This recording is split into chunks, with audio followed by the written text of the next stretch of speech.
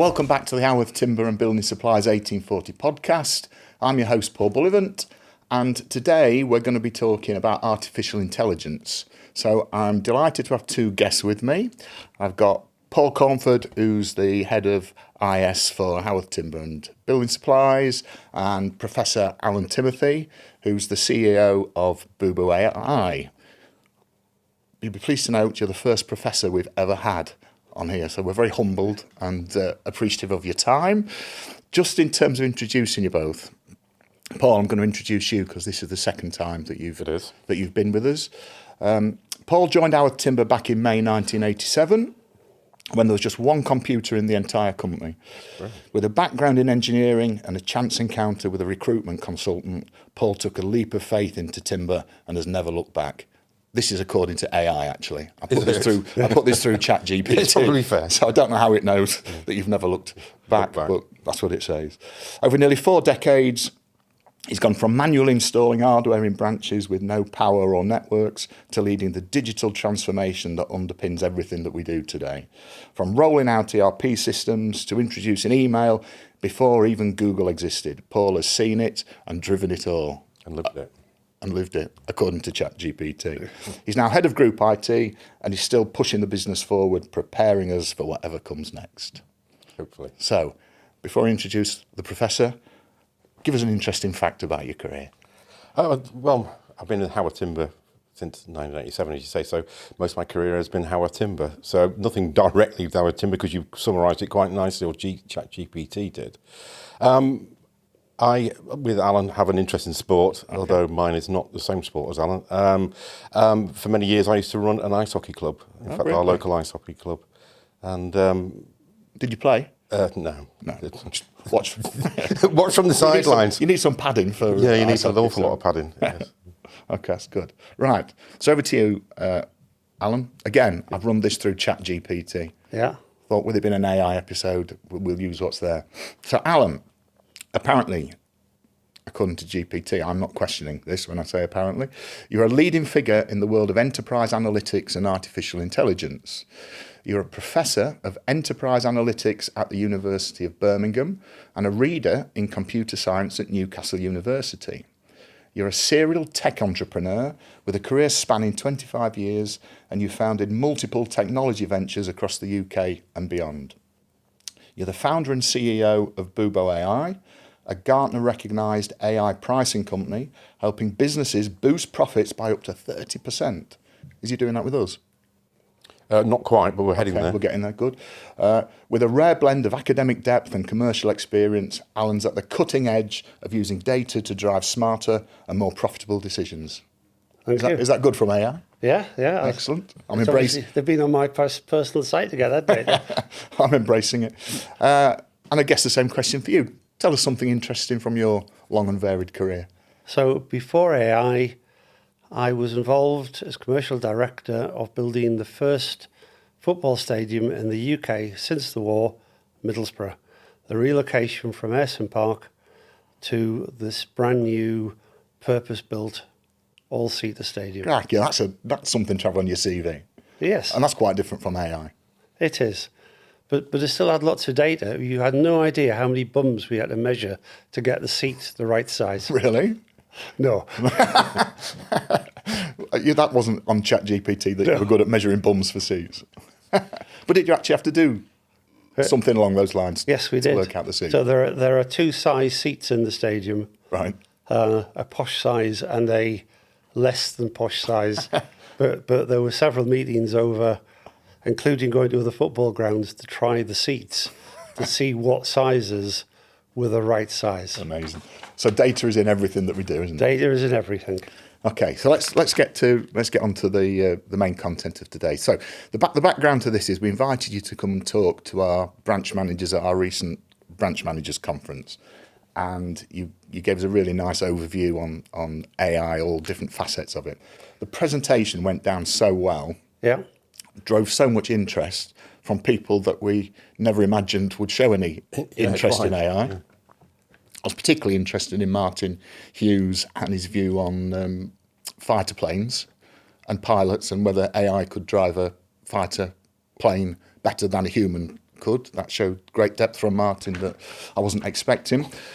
So today we're going to redo that here, hopefully. And I've asked you to cover 4 areas, which were the areas that you covered at our conference, which is where did AI come from and why is it so significant today? How we're all experiencing AI in our everyday lives. Yep. The impact of AI on business. And then the big question, what's next for AI? And is Skynet from Terminator round the corner coming for us? Are we good with that? We're good with that. Fantastic. Right. So let's start at the beginning. Where did AI come from? Well, unlike Donald's view of life, it's a British invention. Okay. So it came from Bletchley Park during the war to crack the German Enigma codes. So Alan Turing, and in fact a lot of the AI centres in the UK are called Turing centres after the man. So in the late 1940s, 1943, that was the birth of AI as we know it today. Okay. But lots of other things had to happen to get from that original experiment, which probably filled this room and several other rooms, down to what we now live and know as AI. It's British. Was it called artificial intelligence way back then? No, it's probably a much ruder word, but I might be old, but I'm not that old. So where to after Alan Turing and Bletchley Park? Yeah, and I've been there, and the original computer, the first one that was ever built, a version of it is still there. Okay. And then what were the stages of development from there? So there's 2 things that you need in AI. You need data, and you need the power to crunch the data. So just to give you the measure of the speed of growth in data, there's been more data created in the last 2 years than there has since the beginning of time. So that's the driver of the data. And if you put some measures on that, there's typically per minute 100,000 people on a Teams meeting. There's 44 million people on Facebook. There's 5.7 million Google searches and 167 million TikTok videos being played. So if you want to know where the data's coming from, never mind your phone calls or Alexa, the data is just coming at a huge rate. And to put that as a quantum in the last 2 years, there's been 1 quintillion bytes of data, which, to put a reference to that, that's equating to all the grains of sand on all of the beaches in the world. So that's one part of it. To do this, you need lots and lots of data, which is the way the human mind works. You lots of things, remember it. So that we've got piles of data coming in, and you now need to figure out both what to do with it and the processing power to do it. So again, to give you some measures, so I started my first business in 1992 with a 12 megahertz chip. And I remember I bought an extra 20 megabyte drive for it for £1,000. For 20 megabytes? For 20 megabytes. And that was about as good as you got. I'm sure Paul can remember those days. Well, when we started, it was 10 megabytes. Yeah. So is that what our first computer had? Our first computers had 10 megabytes in it. But it did mean that one of the expertise that developed was succinctness, because you just didn't have the storage for anything more. Well, how could you store anything with either 10 or 20 megabytes? Because, I mean, nowadays your phone has, 120 gigabytes? Your phone is more powerful than the computer they used to land the rocket on the moon. Yeah, I've heard that before. So back then there wasn't as much data, and people used it sparingly. I mean, I can remember pre-Excel days. So this growth is phenomenal. If you take the power of computing today, since 2000, the computer speed has risen 20,000 times. These are all serious numbers, aren't they? And it will go up again. So when we get into what's next, there's another wave of computing coming to do that. And I'll give you a business context, although we're not quite there yet. So when I started doing this pricing stuff, the company I was working for had 100,000 customers, 120,000 SKUs, 12 billion price points. And when we put it through a server, it took 145 days. So if you're doing pricing, that's just a tad too long to make it stick. So even between 2017 and today, so we can process that amount of data now in a couple of minutes. So you need the two things, because you've got all this data, you need to put it all through to standardize, normalize it, get rid of the chaff. So they're the two big drivers, is a growing computing power, as you said, in your phone, in just about everything you've got, and a growing amount of data that you can use to learn from, train the models from, are the two things that are really accelerated probably since 2000 or 2010 in particular.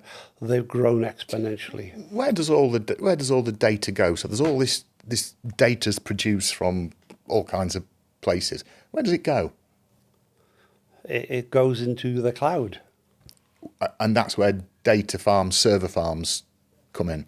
Yeah. Yeah. Can you explain is it a data farm, server farm? What's the terminology? Well, internally we use estates of hardware, so we don't tend to put a lot of our commercial data out in the cloud. We co-locate it, so it's stored in two separate locations. But out there in the world with people like Google and all the big, where does all their data go? Into data farms. Into data farms. So from somebody who doesn't really have a clue, what is a data farm, and how big are they, and what would a data farm look like? It's just a room full of computers. Right. But obviously to do that computer, and this brings on lots of environmental issues, you need lots of power. Okay. So you need lots of air conditioning. And by the time you're into the Microsoft and the Google sides, they'll have multiple power sources in there, they'll have multiple lines into there, they'll have generators, and they also use what used to be RAID 5. So they'll spread the data around so that if any one center fails, you haven't lost the data. Okay. So the difference partly between almost an industrial environment is you've got your server with your data on. By the time you get your cloud for TikTok it's distributed into this huge storage centers around the world. And they're popping up at a fairly regular basis. They are football-sized pitches of full of computers. Full of computers. Which brings the other big problem you've got. This is what do you do with all the heat? And that is a serious problem. Heat generated from computers. Yeah. I remember going back in time, the size of the computers were huge. I used to have a server room, probably 4 times bigger than this, raised floors and all the rest of it. And now I can probably fit it in something the size of this table. Right. So there's less heat than there was, but there's been a growth in the number of them. So heat is a real issue of what do you do with it. My stepdaughter's doing a research project at Durham, looking to put the heat generated from the data centers at Durham into the old mines. Okay. Into the old mine workings, and then heat the water up there, and then use the hot water or the heated water to then use. So data could become a renewable heat source. Yeah, amazing. But it is a big problem, and the bigger we get, and when you start doing supercomputers, the heat just rises exponentially. But it's not stopping the growth. This is coming. This is arriving faster than you and I even know. So all that data that's been produced in the last 2 years, more than in the rest of time, does it stay forever, or does it ever get deleted? That's a very interesting question. It is a good question. Allegedly, it stays forever, which is something you should observe if you put something on social media. It's not likely to get deleted.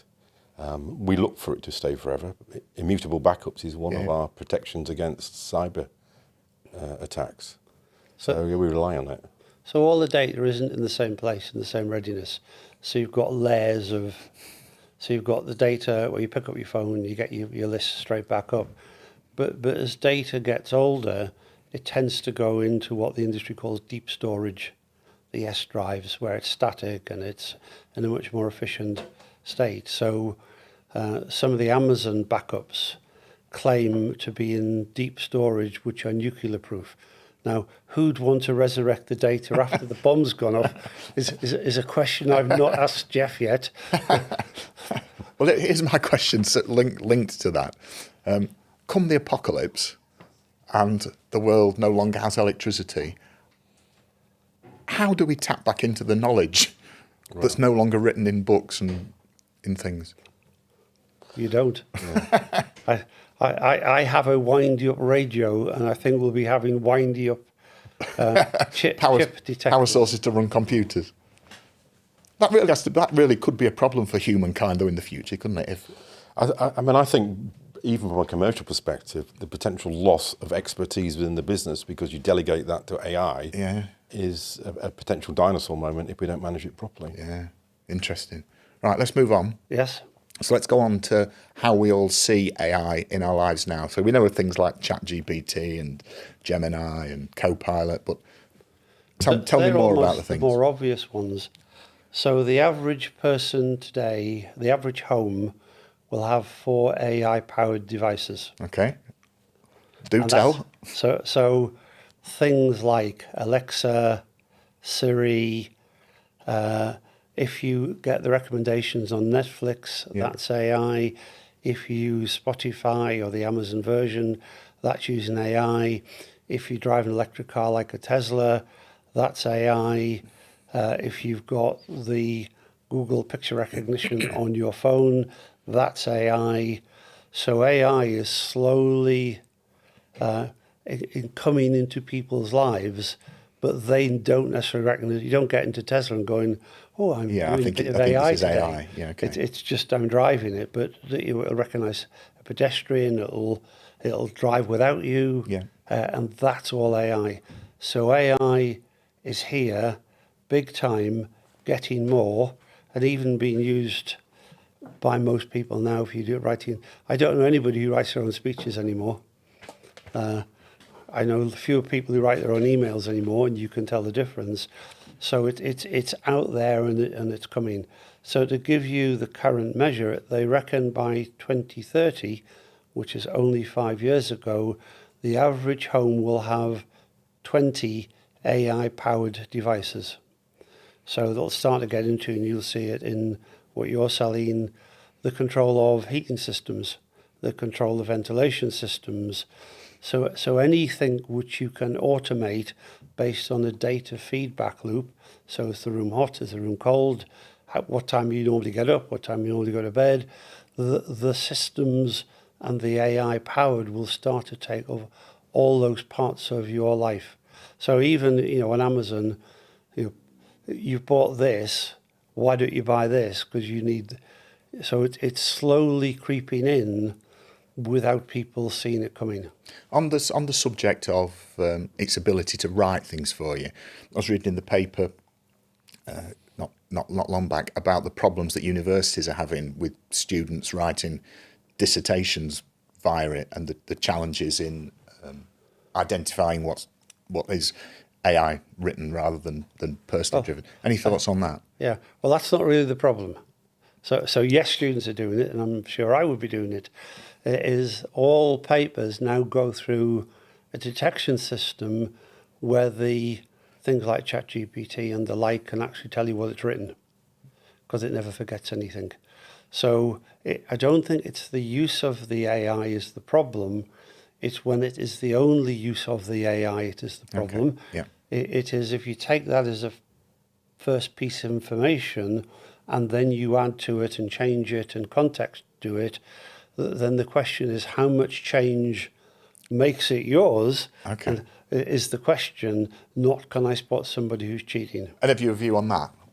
What percentage does need changing to make it yours? I don't have a view on that. you need an academic to answer that question, but it's like if you write an email or you do something, because some of the big myths about AI that people don't understand is AI doesn't do context. So AI, if you take ChatGPT, and I can give you some well-known cases. So, for instance, lawyers have used ChatGPT to write a defence. And used it. And used it and submitted it. But, so ChatGPT is there to write the most perfect response it can. Yep. And it knows it has to put case law in, it knows it has to lay out. But if it can't find the right case law, it has been known to make it up. Because it knows it has to put case law reference in. So lawyers have put it in without checking it with made up case law.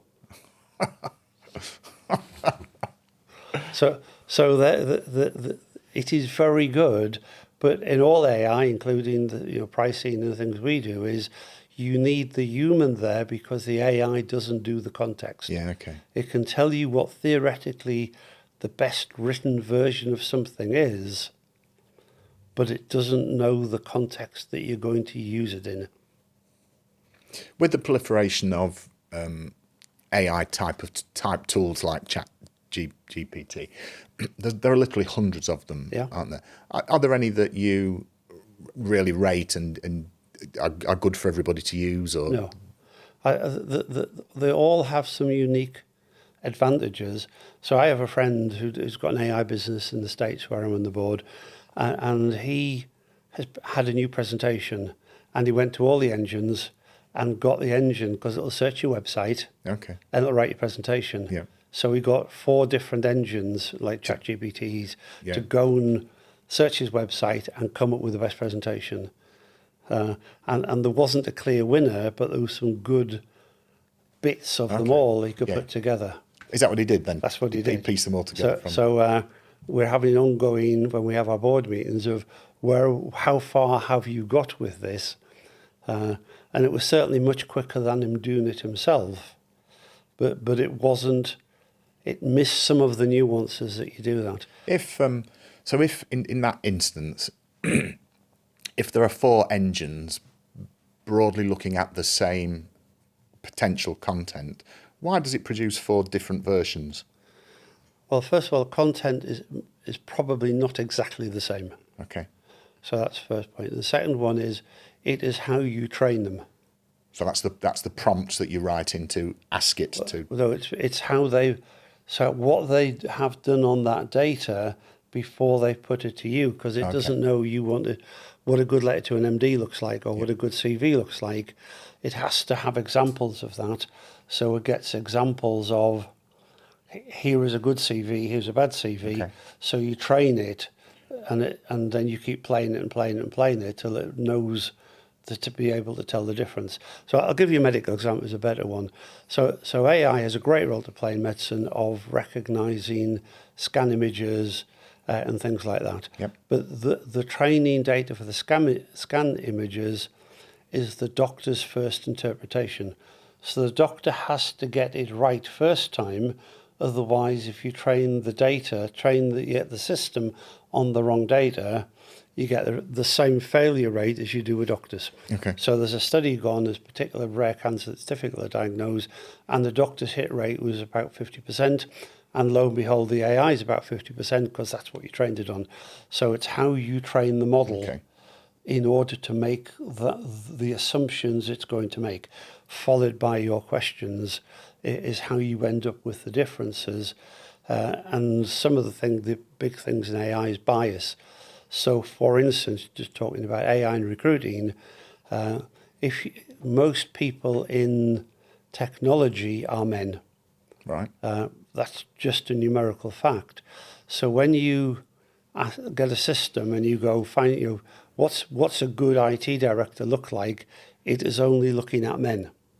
Okay. So when it goes and looks for the best IT director, it only looks for men, because it doesn't know. It's not trained to recognise It's not trained to internal recognize. bias. So you've got to put the bias in. Yeah, So you've got to put bias training in that says the sample I've got is not perfect. It's the best it is. Yeah. But you need to also think about these other things. So if you put poor quality training data in, you will get misassumptions out. Yeah, okay. And the misassumptions that comes out can become important. If you want to look at things that are worrying that space, it's probably less the written word. It is probably more the pictures. Okay. And we've all seen them on Facebook and TikTok. It's like, that can't be real. If it's not real, it probably isn't real. Yeah. Because you can tell the AI to merge images. It's just a piece of just pieces of data. And some of the AI imagery of stars saying things inappropriately or doing things inappropriately is a much harder thing to control. The written word hasn't got that level of shock, it hasn't got a level of that. So that's who owns the copyright and the brand names, and is a much more worrying area, I think, than the written word. But I guess as it naturally progresses, and it's just going to get finessed and finessed and finessed over time, and get better and better and better. Okay. Well, if you just have to think of your computer games, I remember when it was like that. And now I'm not how to play computer games anymore. I look at what my son's got on the latest PlayStations. Yeah, and it's like watching the telly. It's like watching TV. It's like TV. The processing power, the data you've got there, it is just so much better. Yeah, okay. So moving on then into the kind of area that really impacts Paul and I, and AI and in business. What's your thoughts there? So if you take the overall things, so 70% of people generally will use some AI in their lives. Okay. Only 20% of businesses today will use the AI. And I said it when we spoke at the conference. So you've got the builder, and he's got his Tesla car, and he drives out, and he gets in, and he says, Spotify, play my favourite list, and he's then doing the ChatGPT to write his marketing spiel or do his email, and then he goes to a well-known retailer of screws, and Howarth Timber, and I hope not, and he gets a little piece of paper and a little pencil and the book to go through to write the order on. Yeah. So there's a misunderstanding in business, I believe, that it's not applicable to us, but you have to understand that people in their consumer lives have got AI and all of this all around them, and the danger is when they turn up at a business environment, they're treated like Philistines and idiots. And so even last night, my wife was we want some new downlighters, and she's found some pictures in Home and Garden or something, and she circled it and put it into the search, and it gave back all the retailers who've got that in. So you might have, why would I go to a lighting shop and have all of that? So there needs to be a better understanding, in particular on day one, of what the consumers experience at home and what good looks like when they come into one of your branches or start to interact with you. Because they've got all of that going on there, and they'll just get frustrated. Are you suggesting then that human interaction is going to be a thing of the past in business because of AI? No, I think AI, the human interaction has a role to play, but it's like before emails, and people go, oh God, nobody will send emails. Now you get hundreds a day, but I still talk to people and I send full people. There is a range of ways that people will interact depending on what they want to do and when and why. So business needs to recognise there's a range of things that people are doing. People in B2B space where I live go, oh, e-commerce will never catch on. So I've been involved with some doing pricing and stuff for e-commerce sites, and all of a sudden people are ordering at 3 o'clock in the morning because that's what they want to do. And it's about recognising there's channels which are non-human interaction, but there's channels which are human interaction. Where the human interaction comes in particular is, and you come to your branches and you go to the counter hands, and these are very knowledgeable people, and it's like, I'm doing this job, and it's a bit like that, and he goes, oh yeah, I know what you need one of these, and the computer can't do that. Yeah, okay. So it's understanding what that range of interactions has to be. Where do you think on that journey between traditionally it's all about people and pure AI at the other end, Where's your feeling that businesses are on that journey? Are we behind the curve? Are we on the curve? Will it naturally happen to us? No, because I think it's going to be winners and losers. You're naturally on it, and in fairness to Nick, he's going, this is coming. I'm not quite sure exactly how, but I want to start to learn. And that's what businesses have to do. If I give them any advice today, is learn. Go and do something. Go and try it. It may not be right, but if you don't start that journey, you will be left behind. Yeah. So I think you have to start it and you have to learn. And if you don't, in the future, it's going to come back and bite you. It's going to come back and bite you because catching up is very, very difficult. How do you see our journey then, Paul? Interesting and challenging, I think, in honesty, in equal measure. I think it's fair to say that although as a business we look for the benefits of AI in the longer term, currently we're well aware that context is everything, and that if there's no evidence in the data, you're not going to get that being presented back to you, which is the survivor bias that was just mentioned. So we've narrowed it down really to 3 areas. And we have got generative AI projects on the go as well. But our predictive AI projects are things which we have expertise, because the business has been in business a long time, who can judge the outturn of the AI. And that's been our approach. Get the AI to do the analytics through Bubo, and then get the analytics back and the recommendations, and then cast a close scrutiny over them, and do that with individuals who could make those decisions. So we've come to the conclusion currently that AI is a bit like an actor. It can read the script. It's very good at presenting the script, but it doesn't understand the context of what it's doing. That's a good analogy. And so to that end, some of what comes out of AI is really illuminating, and some of it, we put a question mark on it. Yeah. And in the jargon, that's a guardrail, which we then feed back to Alan's team.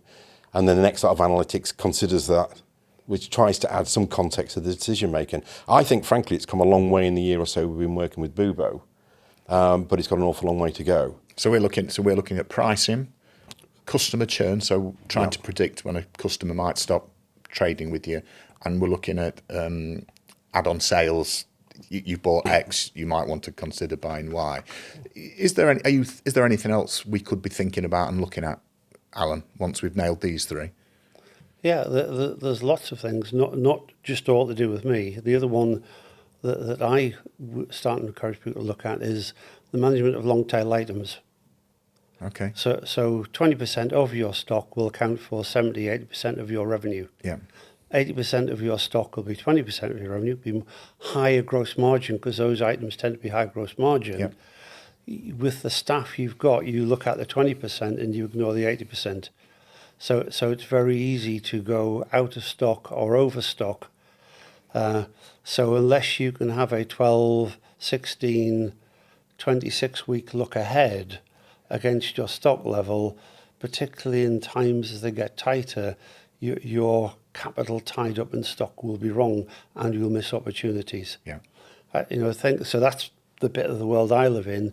In some of the other bits, I think's coming on at a pace. Some of which I've done is email sentiment analysis. So explain that. Right. So you will get, particularly at a corporate level, lots of emails a day from customers, some placing orders, some complaining. So you generally, the current thing is it comes in, I'll read it, I'll come in, I'll read it, I'll come and read it. So there are now scripts there that will read the email for you, take the sentiment from the email. Okay. It's a sales email, put it straight through the sales. It's a complaint, put it to the top of the pile. So I was a director of a managed service provider, 20 million turnover, lots of emails because I've got a support desk with 40 people on. Yeah. And that revolutionised the business because you knew there's a problem straight away, and it was dealt with straight away. It's an order, let's just deal with it. So that you can do it on voice, you can do it on emails. So that makes the customer journey better because they get a reaction, the speed that's appropriate to what they want, and it's more efficient for the business. Is that available now then? Yeah. Yeah. Yeah. And the cloud people like Amazon and Azure, the basic data set is free. Okay. It's not a difficult to go from I'm not doing anything to doing something, because the basic tools, because people like Mike Azure and Amazon, Google want to democratize AI to a large extent, because like the apps on your iPhone, if everybody else isn't doing it, the market's not growing. So you can do those things straight away. I mean, I'll give you a non-business one. So I'm involved in a medical charity, and we've got a large European grant for that. And we're using Alexa to count the number of times somebody coughs. So knowing, how would you cough? And well, I don't know, I cough a lot, cough a little. But it's a how do you feel about it? It's not a quantitative measure. Well, if you've got Alexa or Siri or one of those in your house, why don't we just train it to count coughs? And just as importantly, discount everything else. Yeah, and it does. And don't record anything else because you're only doing one thing. And coming back to the, in the business side, what's come on a lot and will come on a lot more very, very quickly is chatbots. So quite often I would rather go and do a chatbot, because usually if you're trying to phone a call centre in particular, you're on hold, you're number 484, and it's just a nightmare. So on the chatbot, a good chatbot with the learnings that go with it can get you through those processes quicker, which is back to your question earlier, is everybody out there will have a different need at a different time. And in the business world, we need to be there ready to give them the best experience, given that not everybody's experience is the same. So it's a classic case of adapt or die, isn't it? If as a business you sit back and don't start exploring. Well, that's the view we've taken as a business. We need to get in on the ground floor, because initially there'll be competitive advantage to be had, but eventually the playing field levels and everybody's got the capability in the same way as it was in rudimentary IT. I mean, I'm curious, do you believe everything the chatbot tells you in light of your own concerns over the accuracy of the AI? Well, I don't, but I'm going to make that judgment. But I don't believe everything the call centre person tells me either. So you don't believe anybody, Alan? Well, I do, but we all place a reality on it. As does that make sense? Does that answer what I need to go? And just like people, if you ever go on the call centre, it's like your call will be recorded it's so they can listen to it, learn. And get better, and that's what the chatbot's doing. So it's all in the same. So that when they say that, it's not actually. It's about getting a transcript so that AI can analyse the transcript to improve the chatbot.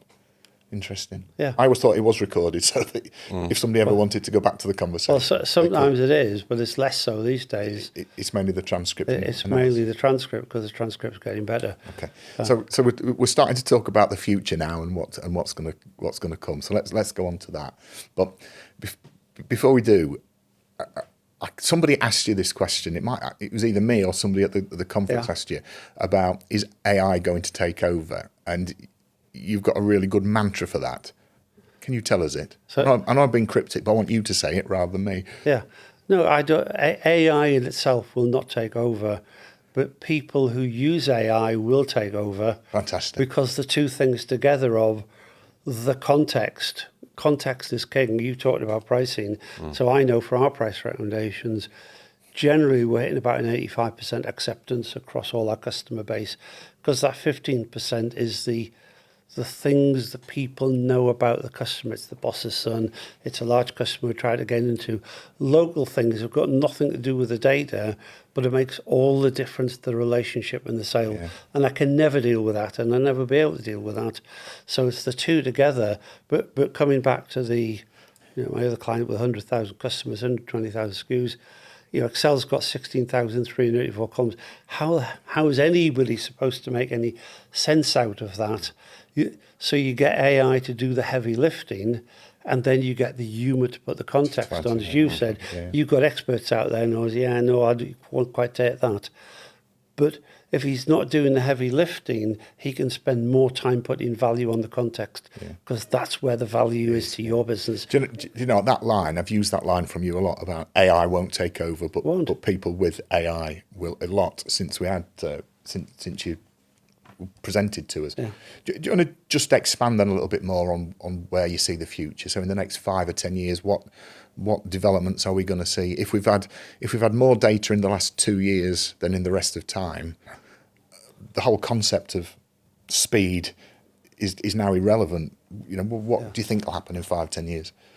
So we're about to go through the next big computer breakthrough. So almost we've had a data breakthrough, and the computers are now the limiting factor again. They're better than they were, but they're starting to become limiting. So there's the race on in the world to build supercomputers at affordable prices. Okay. And when you get the supercomputers, that's when you start to go to the next level of AI. So currently, all the AI is very specific. It's a chatbot, it's a pricing tool, it's a customer retention tool, it's a Spotify recommendation tool. There is not one tool does it all. Okay. It's a very focused thing. The more power you've got, the more you can start to combine things to do multiple things. Okay.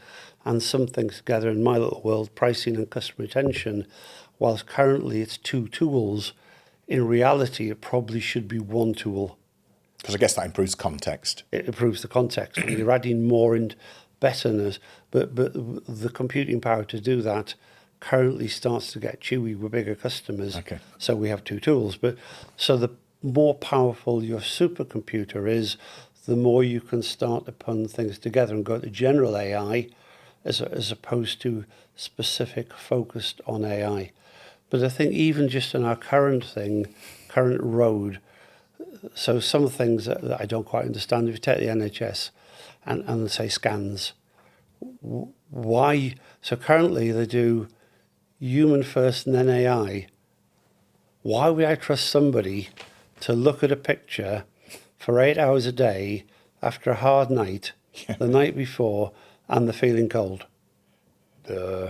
Why don't we get the AI to do it and then use the human to do context checking? So some things we're doing the wrong way around as people gain confidence and start to learn. And I think it will go more, the AI will become the first, like driverless cars. Having seen some of the idiots on the road, why do I think a driverless car is going to be a bad idea? So I think rather than AI being the second choice, the various incarnations of AI will become the first choice with the context of humans as the backup, not the other way around. And the limiting factor to that development is computer. Well, that's the technical bit. The other bit is the trust of the population and the politicians. Okay. Like the NHS could switch today, but but it's all right to have a hospital where you're killing babies, but you can't trust the AI. So there's got to be an attitude change that says we've got these great tools, we just need to embrace them. And yes, there may be the odd mistake, but doctors and people doing scans and radiographers are making mistakes every day, and we just don't talk about them because that's not nice, is it? So I think we need to start to switch that round to go, no, the machine, like why does somebody, as you go through the airport and you get your bag scanned, why does somebody look at that? Why? Yeah. Why? Good point. Well, the computer will be going chunk, chunk, chunk. It's more accurate. It doesn't get tired. It doesn't blink. It just and the bit like we talked about the call centre, somebody reviews it and checks it at whatever number it is, just to make sure it learns and gets better and better. That you don't. So I've been doing I know we're not quite into the future. I've been doing a project with a golf manufacturer on return golf clubs. I'm not going to tell you who it is. It's an American golf club maker. So when they either do a trade-in or there's unsold stock and it comes back and they've got to classify it, it takes them 5 weeks to train somebody in order to accurately identify the club and if there's a fault with it. And the average tenure in the job is 6 weeks. Why? Why don't you just stick it through optical recognition?